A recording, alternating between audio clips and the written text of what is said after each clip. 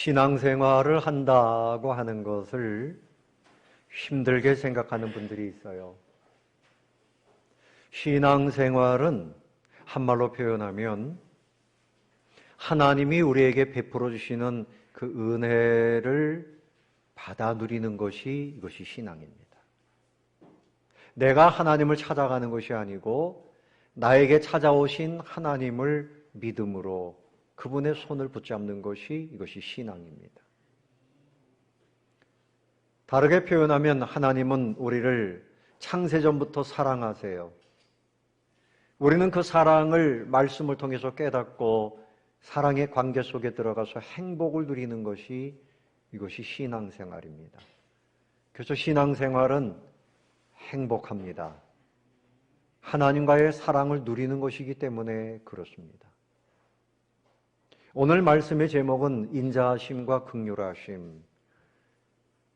다르게 표현하면 하나님은 우리에게 사랑하시는 분이다. 그런 뜻입니다. 여러분 같이 한번 고백해 보실까요? 하나님은 나를 사랑하십니다. 믿으십니까?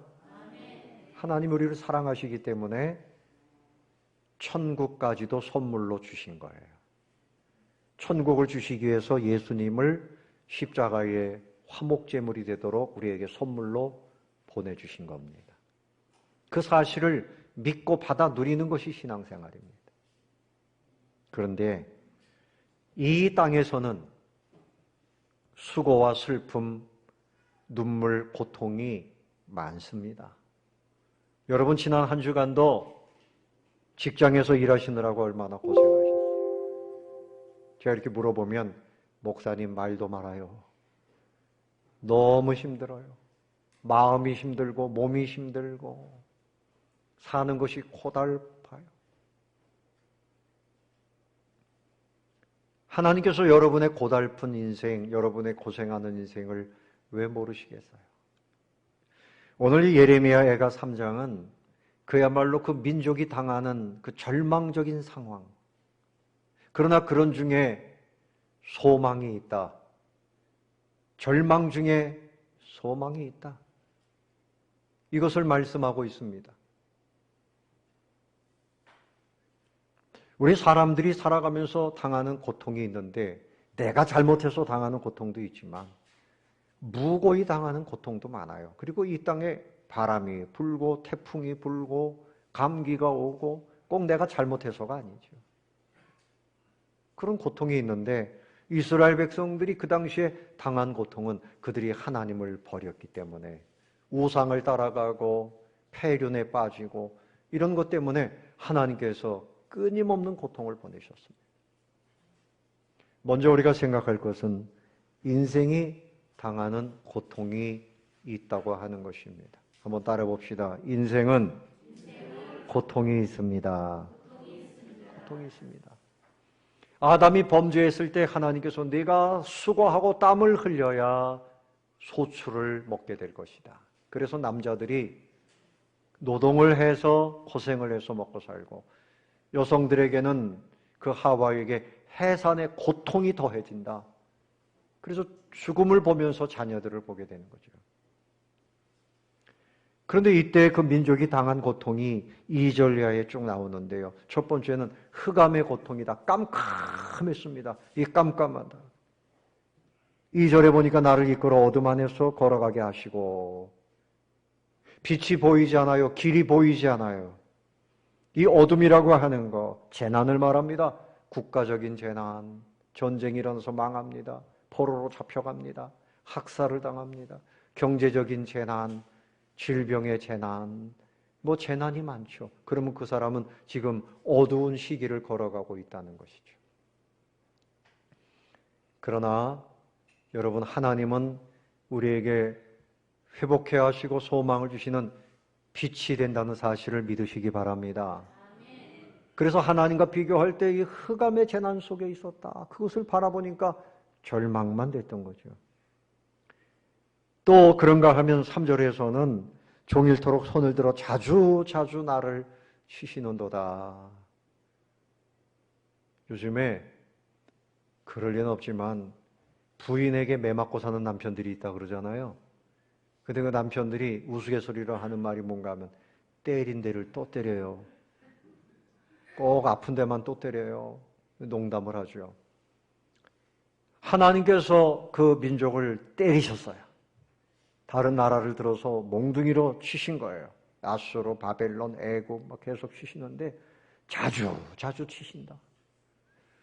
매를 맞았는데 이것이 좀 해결될 것 같은데 엎친 데 덮친 격으로 또 아픔이 찾아옵니다.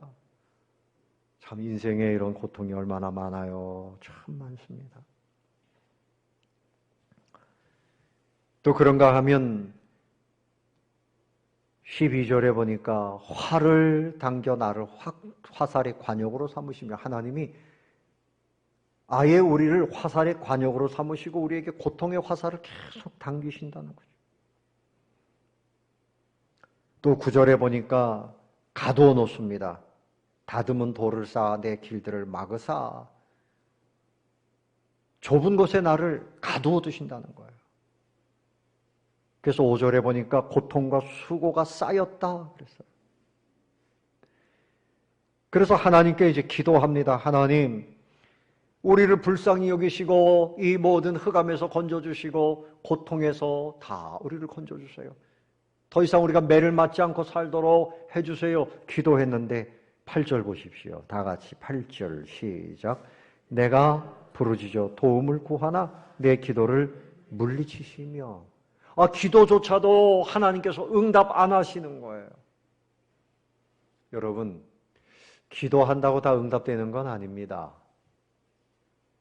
이사야 59장에 말씀하기를 하나님의 손이 둔하여 귀가 둔하여 듣지 못하심이 아니고 손이 짧아서 구원치 못하심이 아니라 하나님과 너희 사이에 죄가 가로막혀 있다 그랬어요. 또 이사야 그 바로 앞에 58장에서는 가난한 사람들을 풀어주고 구제하고 사랑하고 그러면 그때에 너희들이 나를 부르면 내가 여기 있다 하고 응답할 것이다. 그렇게 말씀하셨어요.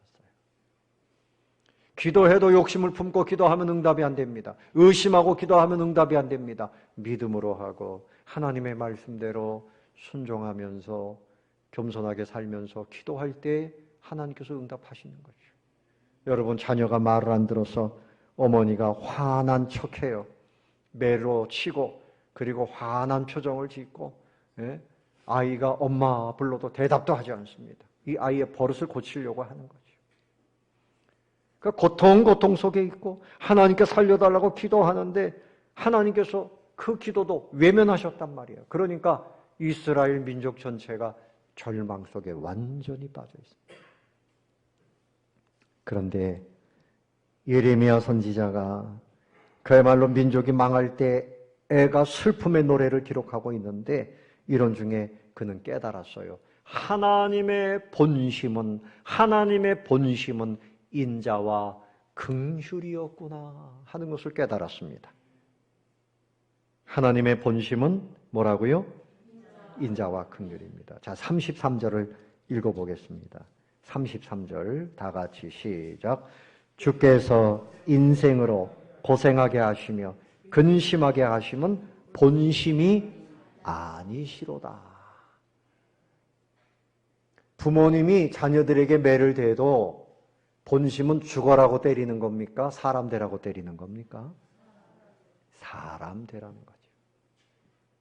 하나님께서 약속하신 대로 언약의 백성들인 이스라엘 백성들 망하게 하시려고 그들을 치시는 거 아니었어요. 하나님의 본심은 그들을 고생하게 하시는 것이 또 근심하게 하는 것이 하나님의 본심이 아니었다. 그러니까 하나님의 본심은 뭡니까? 22절로 보십시오. 22절. 자, 21절부터 보겠습니다. 21절, 22절, 23절 다 같이 시작. 이것을 내가 내 마음에 담아 두었더니 그것이 오히려 나의 소망이 되었사오면 여호와의 인자와 긍휼이 무궁하심으로 우리가 진멸되지 아니함이니이다. 이것들이 아침마다 새로우니 주의 성실하심이 크시도소이다. 아멘. 그 앞에 19절 20절에 보면 내 고초와 재난, 곧 쑥과 담즙을 기억하소서. 내 마음이 그것을 기억하고 내가 지금 낙심이 됩니다. 그런데 오히려 이런 중에 소망을 찾았습니다. 하나님의 인자와 긍휼이 무궁하심으로, 무궁하다는 말은 영원하다는 말입니다. 하나님의 인자는 헤세드라는 말이죠. 헤세드. 이 말은 어머니의 모태를 말합니다. 어머니의 모태에서 아기가 자랍니다. 어머니의 사랑으로 어머니의 영양분을 다 받고 어머니의 보호하심을 입으면서 그 아기가 사람이 돼갑니다. 이것처럼 하나님은 우리에게 모든 것을 쏟아 부으시면서 우리를 품으시고 무한히 사랑하고 계시는구나. 여러분, 이 사실을 믿으시기를 바랍니다. 하나님의 사랑은 무궁합니다. 변함이 없습니다. 오늘도 내일도 영원토록 하나님이 나를 사랑하시기 때문에 내가 살아가겠구나 하는 소망을 갖게 된 거죠. 그리고 긍휼이 무궁하다 그랬어요. 긍휼이 뭡니까? 불쌍히 여기는 마음이죠. 불쌍히 여기는 마음. 여러분, 자녀들이 부모님의 사랑으로 자라납니다. 공부합니다. 먹여줍니다. 부모님이 자녀들을 불쌍히 여기는 마음을 가지고 있기 때문에 그래요. 제가 중학교 때 우리 형님이 결혼을 했어요. 같은 집에서 살았어요. 그런데 이제 아이가, 우리 큰 조카가 커가지고 유치원을 가는데, 가방을 둘러매고 유치원을 가는데 우리 형수님이 뒤에다 대고 뭐라 그러는가 하면, 아이고 불쌍한 것, 이렇게 이야기를 합니다. 그래서 우리 할머님하고 우리 부모님들이, 아니 뭐가 불쌍하냐? 불쌍합니다. 저 어린 것이 유치원 가느라고 가방을 둘러매고 아이고 불쌍해라. 불쌍한 마음이 든다는 거예요. 부모님의 마음에 자녀들을 불쌍히 여기는 그 마음이, 그것이 어릴 때도 그렇고요.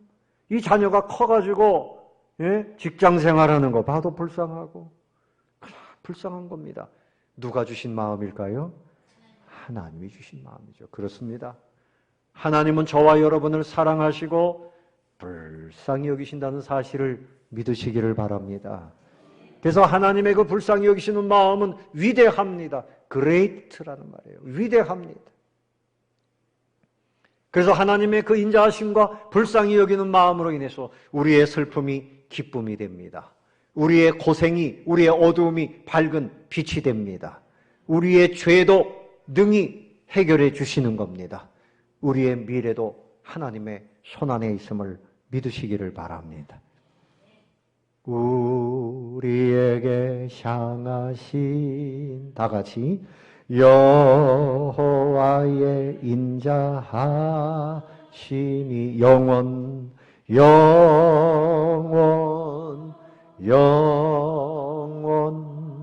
영원하시도다.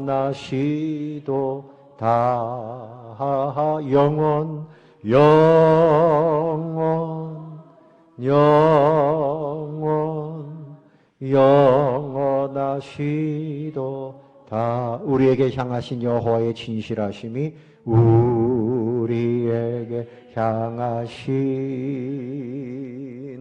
여호와의 진실하심이 크고 크도다.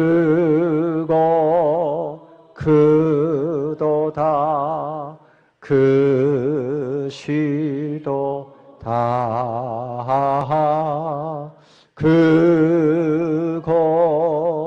크도다. 크시도다.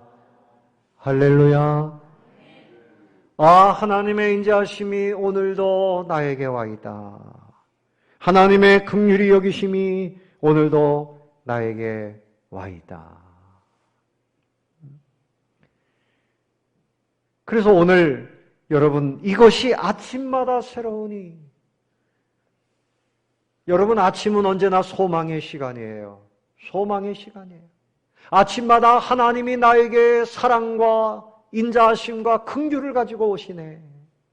아침마다 하나님이 내 사업터에, 내가 일하는 곳에 그 인자하심과 긍휼하심을 가지고 나에게 오시네. 아멘. 고개를 좀 드시고 하나님을 바라보세요. 눈을 좀 뜨시고. 여러분 표정을 보니까 아유, 목사님 너무나 피곤해요. 오늘 이 말씀은 여러분을 위한 말씀이에요. 눈을 좀 뜨세요. 눈도 못 떠요. 힘이 들어가지고. 눈을 뜨세요. 찬송가 중에 이런 가사가 있죠.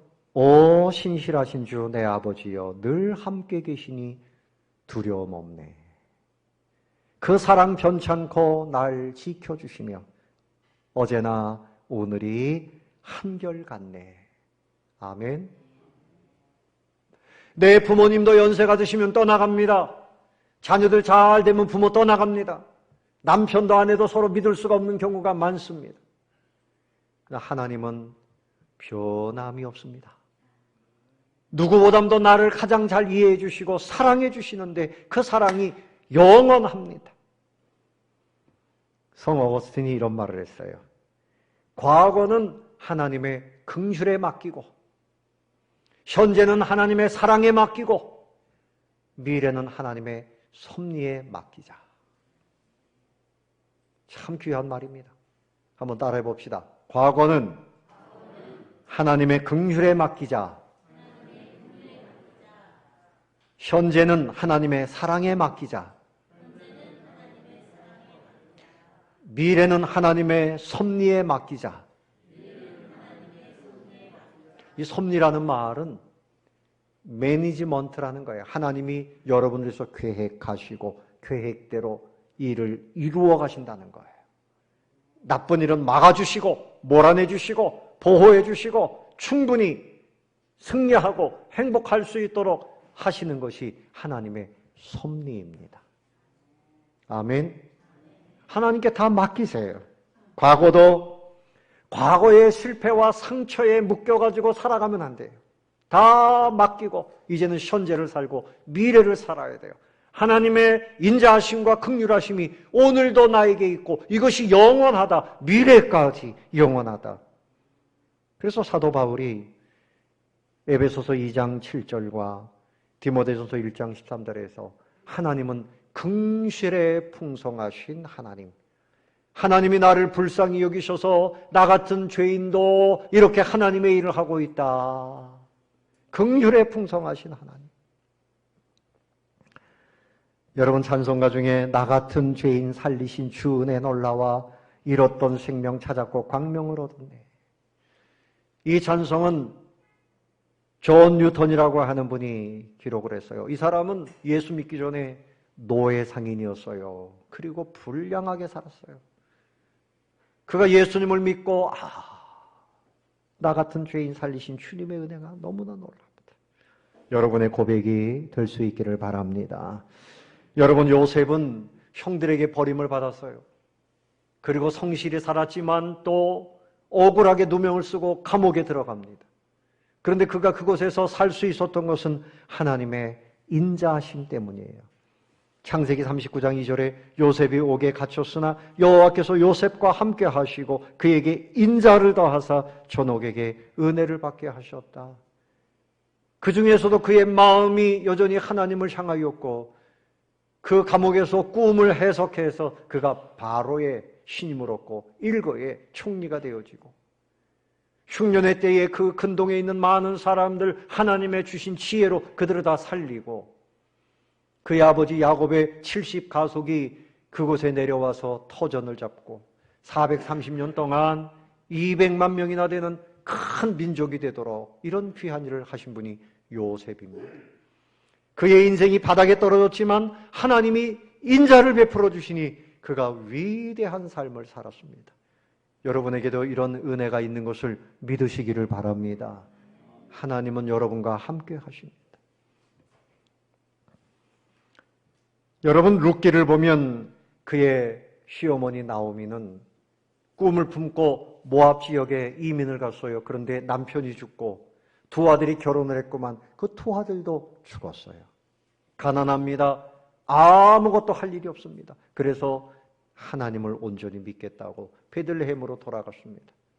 룻이라고 하는 며느리가 같이 따라왔습니다. 어머니를 이삭을 주셔서 섬깁니다. 하나님께서 인자를 베풀어 주셔서 보아스라고 하는 그 지역에 의로운 아주 부유하고 좋은 남편을 만나게 하셨어요. 그래서 결혼을 하여 가문을 일으킵니다. 그 가문에서 다윗이 태어나고 그 가문에서 예수님이 출생하게 됩니다. 여러분, 우리의 인생이 사업이 망하고 내가 지금 뭔가 절망 중에 있다 할지라도 하나님의 인자하심이 임하면 내 인생에 꽃을 피우고 위대한 열매를 맺게 되는 줄로 믿으시기를 바랍니다. 따라해 봅시다. 하나님이 나를 인도하시고 하나님이 나의 기업이 되십니다. 하나님이 나의 기업이 되십니다. 하나님의 손을 붙잡으시기를 바랍니다. 아침마다 나에게 오시는 하나님. 끝이 없다. 끝이 없다. 한 불신자가 하나님이 살아계십니다. 그럼 이 사람 뭐라 그러는가 하면 하나님은 없다. 아무데도 없다. 그렇게 어리석은 말을 했어요.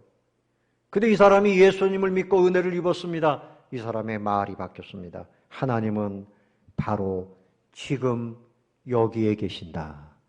하나님은 바로 어디? 지금 여기에 계신다. 아멘. 하나님은 여러분 곁에 계신 것을 믿으시기 바랍니다. 여러분 고통과 슬픔이 있다고 하나님이 계시지 않은 것처럼 절망만 하면 안 돼요. 이제는 우리가 해야 할 일은 주님의 인자하심을 누려야 됩니다. 하나님의 인자하심을 누리시기 바랍니다. 이제는 하나님의 손을 붙잡아야 돼요. 탕자가 아버지를 믿지 못하고 집을 떠나갔어요. 세상에 가서 더 큰 행복을 찾아보겠다고 나갔는데 허랑방탕하고 그는 인생에 완전히 밑바닥으로 떨어졌습니다. 그런데 그가 정말 잘한 것은 아버지를 기억하고 아버지 집으로 돌아온 겁니다. 아버지 집으로 돌아올 때 완전히 상거지가 돼서 왔어요. 거지도 등급이 있어요. 상거지가 있고 중급 거지가 있어요. 렘브란트가 그린 그림을 보면요, 엉덩이가 다 드러납니다. 신발이 다 떨어졌습니다. 완전히 상거지가 돼서 터벅터벅 걸어오는데 아버지가 동구 밖에 나가서 기다리고 있었어요. 멀리서도 알아봅니다. 동네 사람들은 관심이 없지만 이 아버지는 그 아들을 알아보고 가서 부둥켜 안습니다. 아버지, 내가 아버지에게 죄를 줬습니다. 쉿, 아무 소리 하지 마라. 아들아, 고맙다.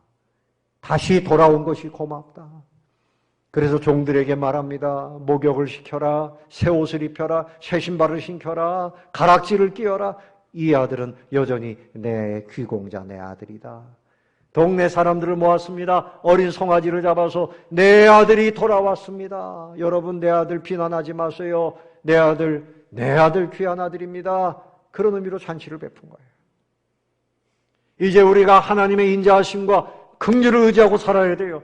교회에 나오기는 나왔지만 내 방식으로, 내 힘으로 절망하고 낙심하고 세상 방식으로 살았던 거 탕자와 같이 살았던 것입니다. 아버지의 품으로 돌아오시기를 바랍니다. 아버지의 품으로 돌아와야 됩니다. 여러분 40절 말씀을 찾아보세요. 40절, 41절 다 같이 읽어봅니다. 시작. 우리가 스스로 우리의 행위들을 조사하고 여호와께로 돌아가자.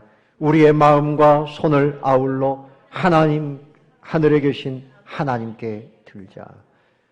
이제 여호와 하나님께로 돌아가자. 내가 언제 하나님 멀리 떠났습니까? 아니에요. 기도하지 않고 진정한 예배 드리지 않고 하나님께 믿음으로 바라보지 않으면 다 하나님으로부터 멀리 떠나가 있는 것입니다. 하나님께로 돌아와야 됩니다. 하나님이 두 팔 벌려 그 품으로 우리를 안아주실 것입니다. 그러므로 먼저 나의 행위를 조사해야 돼요. 내가 믿음으로 살지 않고 낙심하며 살고 세상 방식으로 살고 그래서 슬픔 가운데서 절망하고 이 모든 것이 잘못된 것입니다. 우리는 하루하루를 아침마다 성실하게 찾아오시는 그 하나님을 환영하고 하나님의 품에 안겨서 이제는 믿음으로 살아야 됩니다. 나의 잘못을 조사하고 회개하게 되시기를 바랍니다. 하나님, 내가 믿음 없이 살았습니다. 내 노력만 가지고 사는 줄 알았습니다. 절망하며 살았습니다. 용서해 주시옵소서. 하나님의 품에 안기시는 여러분들 다 되시기를 예수님의 이름으로 축원합니다. 그런데 우리의 손을 들고 가야 돼요. 손을 드는 것은 두 가지 의미가 있어요. 회개하는 의미가 있고 또 하나는 하나님을 높여드리는 의미가 있어요. 내 손만 드는 것이 아니라 마음과 손을 아울러 하늘에 계신 하나님께 들자 그랬어요. 내 마음으로 하나님 앞에 회개하고 하나님을 높여드리고, 그래서 우리가 앞에서 본 그 동영상처럼 하나님 우리에게 엄청난 선물로 준비하신 천국을 누리시기를 바랍니다. 이 땅에서 하나님의 자녀로서의 복을 누리고 죽어서도 그 천국을 누리고, 없다고 말하는 사람만큼 어리석은 사람이 없어요.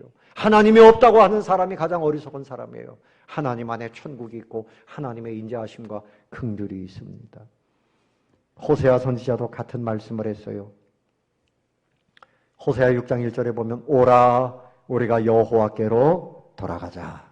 여호와께서 우리를 찢으셨으나 도로 낫게 하실 것이요 우리를 치셨으니 싸매어 주실 것입니다. 하나님의 품이 있음을 믿으시기를 바랍니다. 하나님은 여러분을 사랑하고 계심을 믿으시기를 바랍니다. 아침마다 우리에게 소망을 주시는 하나님, 성실하신 하나님의 품에 안기시는 모든 분들 다 되시기를 예수님의 이름으로 축원합니다.